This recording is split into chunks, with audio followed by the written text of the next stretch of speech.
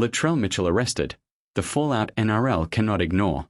Good day, everyone, and welcome back to Unpopular Aussie Opinions. If you are new here, this is the channel where we do not shy away from the tough conversations in Australian sport. We tell it like it is, even when it is uncomfortable, even when it is controversial. So if you appreciate honest takes without the sugarcoating, make sure you hit that subscribe button and turn on notifications because we have got plenty more where this came from. Today, we need to talk about something that has sent shockwaves through the rugby league community. Latrell Mitchell, one of the biggest names in the NRL, was arrested last night after being found in possession of illegal drugs. Now, before we dive into this, I want to be clear. This is a developing situation, and we are going to discuss what we know, what it means for Mitchell, what it means for South Sydney, and most importantly, what it says about the culture problem that continues to plague rugby league in this country. Let us start with the facts as we understand them. Reports emerged overnight that Latrell Mitchell was taken into police custody after officers allegedly discovered illegal substances in his possession. The details are still coming through, and we do not have the full picture yet, but what we do know is enough to spark serious conversation about where rugby league is heading and whether the game has learned anything from its troubled past. Now, Latrell Mitchell is not just any player. This is a bloke who has been one of the most electrifying talents in the NRL for years. He is a state of origin star, a premiership winner, and someone who has carried the hopes of South Sydney on his shoulders. When he is on the field, he is box office. He is the kind of player who can change a game in an instant, the kind of athlete kids look up to and want to emulate. But off the field, this is not the first time Mitchell has found himself in the headlines for the wrong reasons. And that is where this conversation gets uncomfortable, because we need to ask ourselves some hard questions. Is this a one-off mistake, or is this part of a pattern? And more broadly, why does rugby league continue to have these issues with player behaviour when other codes seem to have a better handle on things? You do not see this happening with the same frequency in AFL, cricket, or even rugby union. So what is it about rugby league culture that keeps producing these situations? Let me be clear about something. I am not here to pile on Latrell Mitchell as a person. I do not know him personally, and I do not know what he is dealing with in his private life. Everyone makes mistakes, and everyone deserves a chance at redemption. But when you are a professional athlete earning big money and representing not just yourself but your club, your sponsors, and the entire game, there is a higher standard you need to meet. Fair or not, that is the reality of being a public figure in 2025. The NRL has been down this road before, and frankly, they should have a playbook for how to handle these situations by now.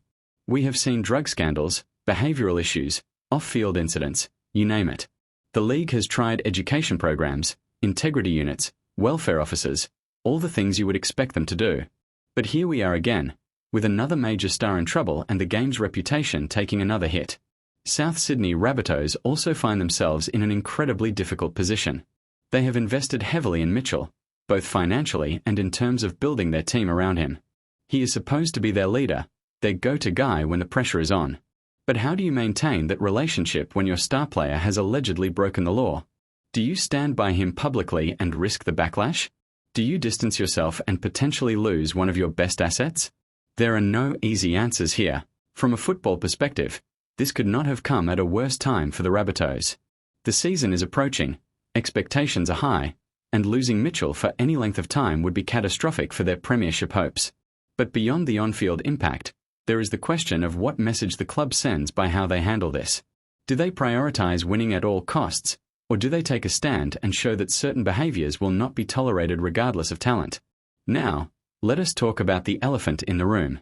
Drug possession is not just a breach of team rules or NRL policy. It is against the law. This is not about missing a training session or getting into a scuffle at a pub. This is about allegedly breaking the law, and that changes the entire conversation. The NRL can hand down whatever suspension they want, but if criminal charges follow, Mitchell could be facing consequences far beyond anything the league can impose. And this brings me to what might be the most unpopular opinion I am going to share today. Rugby league needs to stop treating these incidents as isolated mistakes and start recognizing them as symptoms of a deeper cultural problem. When you have a code where these stories keep popping up year after year, it is not bad luck. It is not just a few bad apples. It is a systemic issue that requires systemic solutions. Part of the problem is the environment these young men grow up in. Many NRL players are plucked from their communities as teenagers, given significant money, put under immense pressure, and expected to handle fame and scrutiny without always having the support structures in place to deal with it. That does not excuse bad behavior, but it does help explain why we keep seeing the same patterns repeat themselves. The NRL also needs to look at how it markets and idolizes players. We build these guys up as untouchable heroes, and then we act shocked when some of them believe they are above the rules. There needs to be better education around responsibility, better mental health support, and frankly, stricter consequences when lines are crossed. A slap on the wrist and a 4-week suspension is not going to change behavior if players know they will be welcomed back with open arms as soon as they are eligible to play again. For Latrell Mitchell personally, this could be a major turning point in his career and his life. How he responds to this situation will define him far more than anything he does on a football field. Does he take accountability? Does he get help if he needs it? Does he use this as a wake-up call to make better choices? Or does this become another chapter in a story of wasted potential? Only he can decide that. The fans are understandably divided on this. Some will say everyone deserves a second chance and that we should not rush to judgment before all the facts come out. Others will say enough is enough, that players need to be held to account, and that the game cannot keep sweeping these issues under the rug. Both perspectives have merit, and this is exactly the kind of conversation we need to be having. What frustrates me most is that this story will dominate headlines for a few weeks. There will be a lot of talk about accountability and culture. The NRL will make some statements about taking it seriously, and then in 6 months, we will be having the exact same conversation about a different player.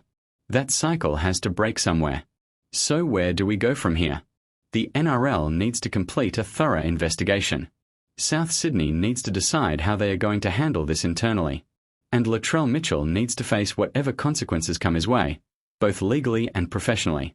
But beyond this specific incident, Rugby League as a whole needs to take a long, hard look in the mirror and ask itself why this keeps happening and what is going to be done differently this time to actually create lasting change. This is not about tearing down the game or the players. I love Rugby League. I love the passion, the toughness, the working class roots of the sport. But loving something also means being willing to call out its flaws and demand better. Our players deserve better support systems. Our clubs deserve better guidance. And the fans deserve to watch a competition where they can be proud of the people representing their colours. So what do you think? Is this a wake-up call for the NRL? Or will it be business as usual in a few weeks? Should Latrell Mitchell be given another chance? Or is it time for the game to draw a line in the sand? I want to hear your thoughts in the comments below, even if you completely disagree with everything I just said. That is what this channel is about, having the tough conversations. If you appreciate honest commentary on Australian sport, make sure you smash that like button and share this video with anyone who loves rugby league. Subscribe to Unpopular Aussie Opinions for more takes that cut through the noise. Thanks for watching, and I will see you in the next one.